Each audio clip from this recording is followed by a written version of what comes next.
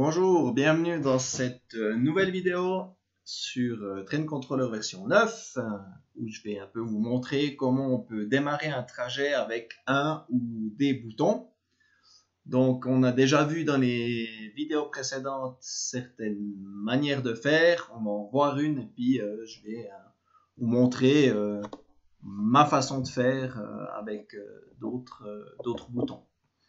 Donc tout d'abord, on va chercher Jojo, il est où? Il est là. Voilà, bonjour à tous. Donc démarrer un train avec des boutons, le but c'est quoi? C'est d'avoir son train sur un canton comme ici, de mettre des boutons devant, derrière les cantons et de pouvoir presser un bouton de départ et un bouton d'arrivée et ainsi démarrer le train du canton de départ que l'on a choisi jusqu'au canton d'arrivée. Les trois variantes, donc on en a vu une, la première c'est de démarrer un trajet avec un bouton à impulsion, donc ça on l'a déjà vu mais je vais juste repasser rapidement dessus. Ensuite je vais vous montrer comment démarrer un trajet avec deux boutons à accrochage, et le troisième qui est utiliser les fonctions d'autotrain avec deux boutons à impulsion. C'est dans le cas où on n'aimerait pas définir de trajet proprement dit, on pourra entre guillemets, en simuler un. Voilà, pour la petite partie théorique. On va passer maintenant à Train Controller. Tout de suite, tac, on change d'écran, s'il vous plaît. Allez, voilà. On revient à Train Controller. Je vais donc enlever ma webcam pour faire la démonstration. À tout à l'heure. Voilà, donc on a vu dans les tutos précédents justement ce petit TCO que j'ai fait. Ce que j'ai rajouté ici, c'est un petit canton dépôt qui nous permettra de faire en manuel un trajet de locomotive du canton 2 au canton dépôt 1 ou du canton 1 au canton dépôt 1. C'est égal.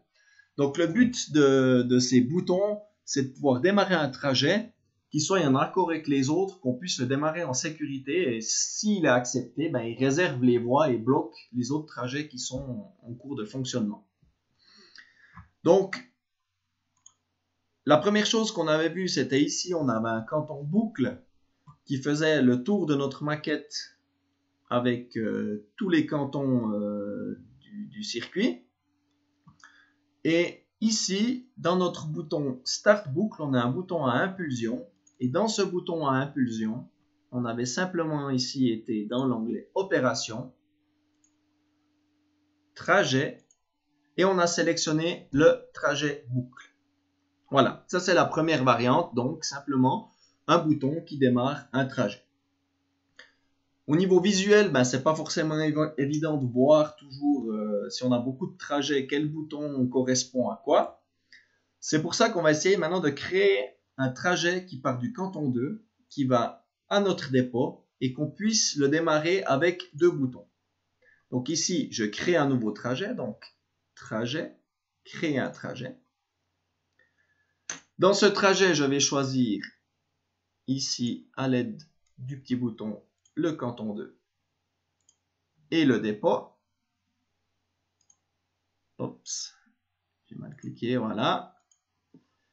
Ça m'a choisi l'itinéraire. Il faut encore que je définisse ici le départ de mon trajet et l'arrivée de mon trajet. Voilà. Je double-clique dedans. Je vais lui mettre un nom qui me parle. Par exemple, canton 2 à dépôt 1. On va laisser l'option normale. Au niveau des règles, je ne vais rien toucher. Je vais même laisser ici la petite croix qui font le train dans le canton de départ. Et je clique OK. Donc ici, j'ai créé mon trajet. Maintenant, je vais choisir ici un nouvel élément qu'on n'a pas encore vu dans les vidéos. C'est l'interrupteur MA, donc un interrupteur à accrochage. Donc on clique une fois, il est enclenché. Et on doit recliquer une fois pour le déclencher. Je vais mettre ici, par exemple, un bouton ici et un bouton ici. Sur mon premier bouton, je vais double-cliquer. Je vais lui mettre un nom qui me parle bien. Bouton départ canton 2, par exemple.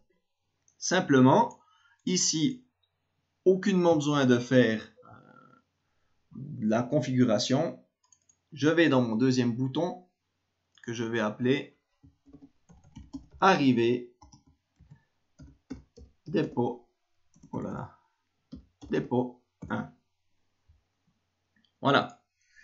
Donc ici, j'ai mes deux cantons et le but, ça sera de presser sur le premier, de presser sur le deuxième et ainsi démarrer le train. Je prends des boutons à accrochage. Pourquoi? Si je je sors du mode édition, si on presse sur un bouton, on verra qu'on voit ici qu'on a pressé sur ce bouton, il reste affiché. On peut très bien mettre une autre image pour ce bouton, mais on voit qu'il est enclenché. Comme ça, si on va aller cliquer sur le deuxième bouton qui serait ailleurs sur la maquette, on voit sur lequel on a pressé en premier. Voilà, tout simplement.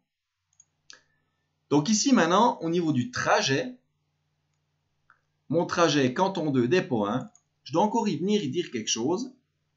C'est au niveau des clés de départ et d'arrivée. Donc maintenant que j'ai créé mes deux boutons, je peux venir les sélectionner ici dedans en leur disant bouton de départ et pour l'arrivée, bouton arrivée. On a encore ici certaines options qui sont intéressantes, surtout avec les boutons à accrochage. C'est inverser l'ordre des touches lorsqu'un trajet est en sens inverse. Ça veut dire que si je presse d'abord arrivée et après départ, on lance le trajet dans le sens inverse. Ensuite, il y a la réinitialiser les deux touches quand la touche d'arrivée est activée. Donc ça, c'est pratique parce que vu qu'on a un bouton à accrochage, on voit l'état du premier bouton qu'on a pressé. Mais à la fin, on aimerait bien qu'on ne doive pas aller represser sur tous nos boutons pour qu'ils reviennent à 0. Donc, on peut directement initialiser l'état. Et ce qu'on peut aussi faire, la touche de départ doit être active quand la touche d'arrivée est activée. Voilà.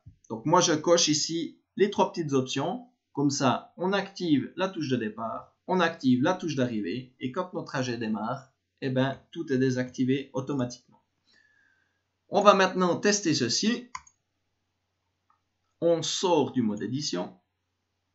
J'enclenche ici mon simulateur. J'ai bien sûr glissé une loco sur mon canton et je vais cliquer sur le bouton de départ qui me montre toujours que c'est bien celui-là que j'ai pressé, celui d'arrivée.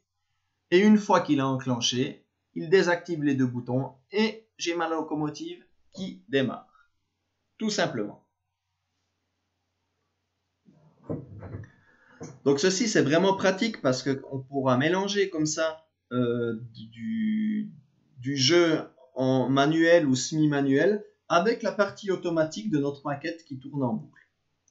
On peut aussi très bien créer un trajet spécial de manœuvre pour passer d'une voie à une autre pendant le cycle. Ça peut être adapté. Et maintenant, si je fais ici le bouton d'arrivée, bouton de départ, la même chose, le trajet est inversé et on retourne à notre canton 2 de la gare.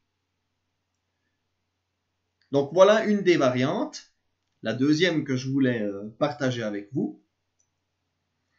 Donc c'est clair que dans cette variante, on démarre un trajet, donc on doit créer ce trajet. L'avantage, c'est qu'on peut mettre dans les tests du trajet la validité pour certains trains, donc on peut faire ça pour certains types de trains, certaines descriptions de trains, etc., etc.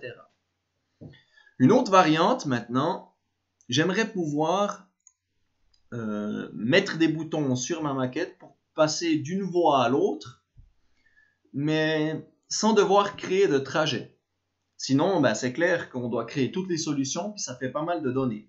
Donc une autre solution pourrait être de venir mettre ici un bouton poussoir de départ, un bouton poussoir d'arrivée, Et le petit désavantage dans ces variantes, c'est si on va aller dans l'autre sens, eh bien, il faudra mettre aussi un bouton de départ pour ce canton et un bouton d'arrivée pour ce canton. Donc ici, pas besoin d'aller créer un trajet ou quoi que ce soit. On va simplement venir définir certains paramètres et notamment l'utilisation d'autotrain. Je m'explique. On ouvre le bouton. On peut toujours y mettre un nom qui nous rappelle quelque chose. Donc je vais l'appeler autrement cette fois. Donc on va mettre bouton impulse départ C2. Je vais copier ce nom comme ça je ne dois pas tout écrire. Voilà.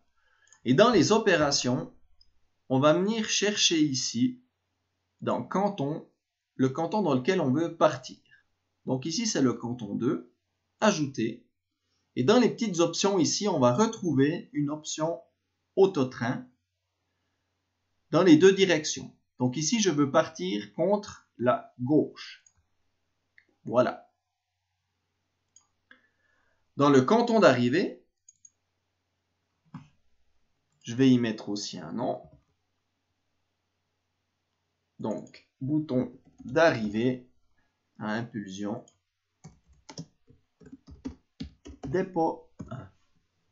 Et dans ce bouton, même chose, on va venir sélectionner le canton en question, donc dépôt 1, ajouter, on vient chercher l'option autotrain, dans le sens où on veut arriver dans ce canton, donc également contre la gauche. Voilà. Ensuite, pour les autres boutons, on doit faire la même chose. Donc on va lui mettre un nom, et cette fois ça sera départ, dépôt 1. Je viens chercher mon canton dépôt, j'ajoute autotrain, et cette fois on prend la direction vers la droite. Et même chose pour ce bouton ici, où on aura le bouton impulsion, arrivée, canton 2, et on va venir mettre le canton 2 avec autotrain, direction contre la droite. Et c'est tout.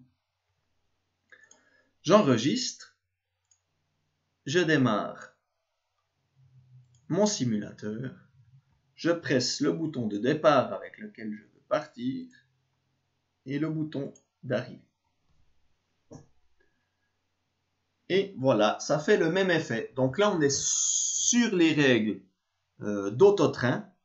Donc on ne pourra pas forcément filtrer les trains qu'on veut faire passer ou pas.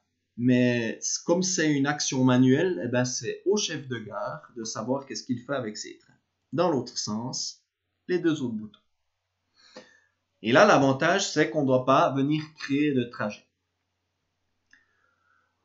Et si maintenant on veut se déplacer ailleurs sur la maquette, il n'y a pas de problème.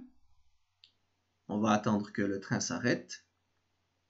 Et on va venir créer un bouton pour venir dans la gare ici, Saint-Imier. Donc je me mets en mode édition. Bouton. Je mets un bouton ici.